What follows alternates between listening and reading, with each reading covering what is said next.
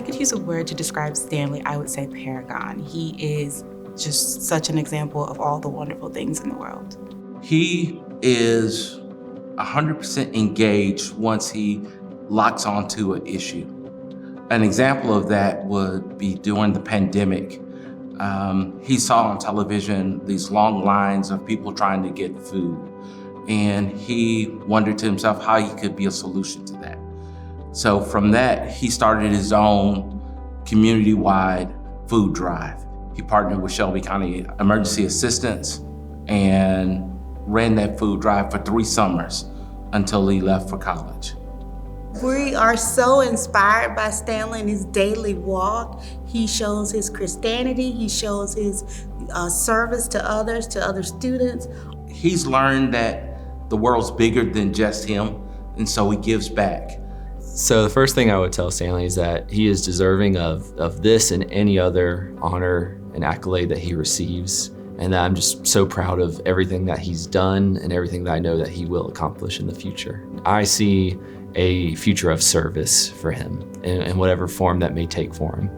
There are so many positive words that could describe Henrietta Emack, but the top of the list today on my mind is generous, because she is so giving, especially of her time and her spirit. She has just a great consideration of others.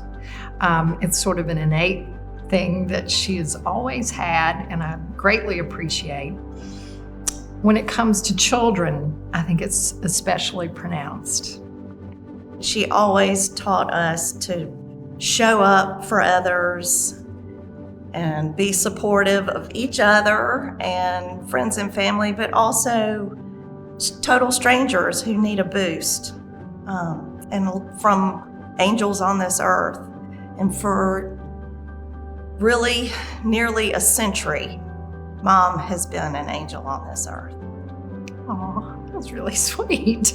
My relationship with Odessa Woolfolk goes back 15 years or more if you count the time that I admired her from afar. When you think of the fact that she turned what was a dream to reality in the building of the Birmingham Civil Rights Institute, when you think of all the young lives she touched as an educator at UAB, when you think of the advocacy work, the civil rights work, the passion that she has provided to different communities, we've all learned from that. We're all better because of that. She's created a legacy that will live on. Legend is the right word. My name is Elizabeth Quinn, and Miriam Davies is my grandmother. Because I was so young, I wasn't exactly sure what she was doing all the time, but I could tell that it was a community that she was really well respected in, and that she had a lot of respect for. And even again, being young, not knowing the detail of what was happening, I could still feel the presence of the import to her. And I feel like that she was contributing to a different group of people outside of our family. And that was noteworthy because I've seen her for years, obviously, give a lot of energy and love and support to the people in our family. And she was always is still a very important presence. And but it was unique to see it and important to see it outside of anyone that I knew. All these people were strangers to me, but I could still feel that this was a valuable community that she was a part of. The word would be passionate to describe Judy Todd. She was passionate about her son, Sam. She was passionate about her family and her friends. And she was passionate about all the things that she cared about, which had a purpose. Because Judy believed that despite her health issues, she was here for a purpose to make a difference.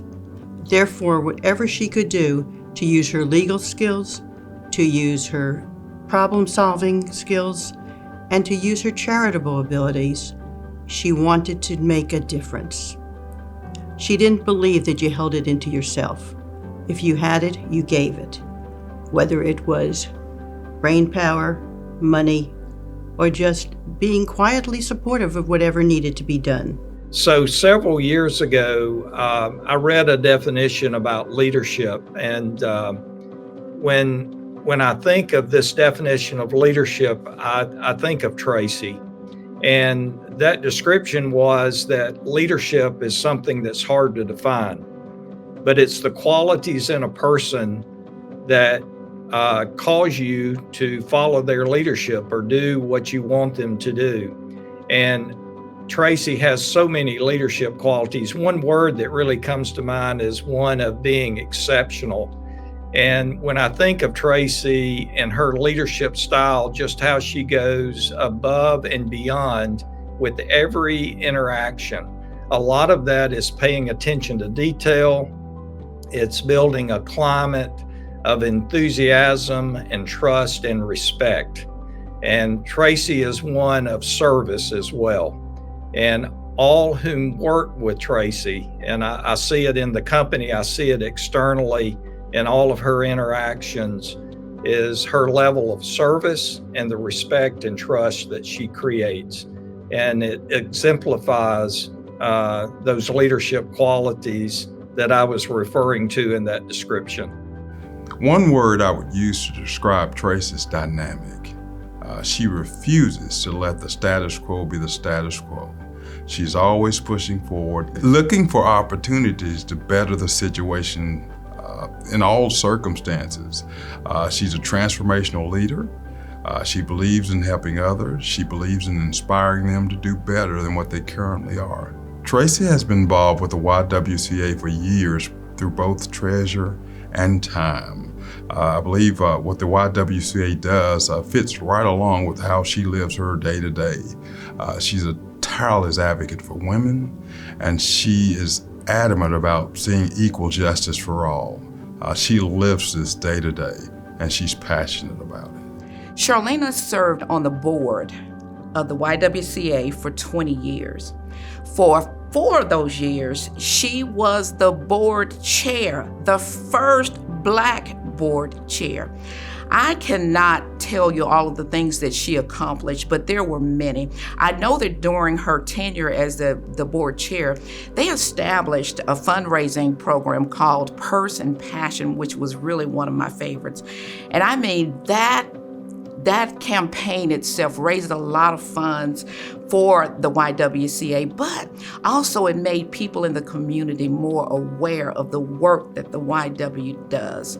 And so her involvement has been extensive. She's traveled throughout the country. She's traveled to other countries.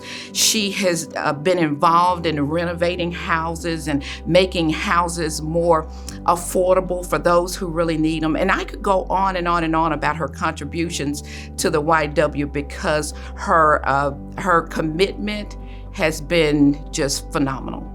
The one thing that stands out to me about Maggie is her follow-through and her follow-up at the different organizations that she's been in. She is just a pleasure to be around. Fundraising is sometimes difficult, but I guess what I'd say more is her passion for the YW and for the organizations that she's involved in. It's hard to say no to someone that is passionate about what they do, and Maggie certainly is passionate about what she's done at the YW and other places, and I'm one of those suckers that just keep following her and giving her money wherever she is. Well, one word is difficult to identify when describing Megan. Commitment comes to mind, whether her role as a mother, sister, daughter, friend, community volunteer, or fashion consultant. Megan demonstrates her commitment to each, and it's always unwavering. It's unwavering to improve the lives of others, which shines in her personality. Many years ago, Megan was introduced to the YW when she was younger. We, on Christmas Day, took breakfast to the women and children at the Family Violence Center. And that was her first introduction. But many years later, she became a junior board member. And as a member, she used her fashion expertise to really help My Sister's Closet That was one thing she loved, and they loved having her there helping them organize the clothes and present them and stage them so that they looked very pretty. And I'm just so proud that the YW is one of the nonprofits where she has put her energy and her focus and her care. Catherine was so involved with the YW. And one of the things I so admired about Catherine from early on was that she was such a great role model for her children around volunteering. Santa's workshop, oh my gosh, she had her kids here. Did they love Scotch tape and to wrap presents? So I've watched Catherine grow, not only with herself personally, but I've watched her grow her family into taking their rightful place in volunteering and in making the world a little better. That's what Catherine is all about, is making the world a little better. You know, Catherine is one of those great folks that has vision. Catherine is one of the great folks that is a doer. But when you put those two together in one person, oh my gosh, vision and a doer, that's Catherine Harbert. If I could use one word to describe Parker, I would say empathetic. She is so compassionate and feels such love for other people, whether they're sad or happy or exuberant, whatever the feeling is, she is right there with the person by their side. She started Fashion with Compassion in high school. She worked with many schools in the community. She contributed prom dresses to Prom-Palooza. If I remember correctly, I think the number was over 1,000, she and others in our community. And then she had a fashion show at the YW with about 20 women through the different school systems in Birmingham.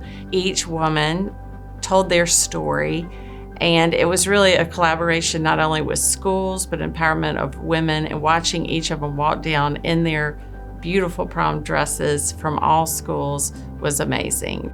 When Suzanne came to work at the YWCA, she came from the Red Cross, and she certainly recognized right away that the YW needed to change with the changing needs of the community. And she adapted to every need that we had. Certainly the homeless daycare, which expanded under her leadership. We had to get rid of our swimming pool, and we provided that as a place where children could grow and learn and play. And so all along through the years that Suzanne was here at the YW, she continued to realize what women and children and families needed in our community and provided that. Mrs. Bradford exemplifies empowerment. I mean, think about it. She is a woman who has cracked a glass ceiling in the corporate world. All of us that know her connect her immediately to Regions, connect her to banking and the finance world. That is typically a man's world. But to have a strong woman who looks like many of us in the room at the table with a voice, giving her opinions, her thoughts, her direction, and leading amazing teams across many, many states is an amazing feat. So that is empowerment. Mom was a longtime member of the board of the YW, served on its executive committee, but I think she'd be most proud of the work she did in setting up the YW's endowment, making sure that families and donors can give funds that will last for generations to support the YW for many years to come. I know she would be really happy to see her grandson Charlie take the stage at his first YW event before he could walk, and to know that we are currently expecting her future granddaughter, who is due within days of the Decades of Passion event. Sam and I are committed to raising our children with the values of service and advocacy that Judy embodied, but her legacy extends far beyond just our little family. The work that she and her peers did on the board set the stage for community involvement for generations to come, and in particular, her work setting up the endowment has ensured that the YW has the funds that it needs to provide its critical domestic violence and childcare and financial support to women and children in our community. Congratulations. We're so proud of you and we love you so much. Mom, you're the best. Congratulations, dear lady. You are so special and so deserving of this wonderful Decades of Passion award. I am so honored today to be able to congratulate her on a work well done. Suzanne, congratulations. You deserve this honor. Mimi, I think I speak for our entire family when I say how proud we are of your service to the YWCA. I am so proud of you, Parker. You have such a love for other people and such empathy. It shows in everything you do. You are well deserving of it. Congratulations. I can think of no better person than you to be receiving this award. Catherine, I'm so thrilled, but not surprised, that you're being honored with this. Congratulations to you, well deserved. Congratulations to you, Tracy, for being an honoree for the 120th anniversary of the YWCA.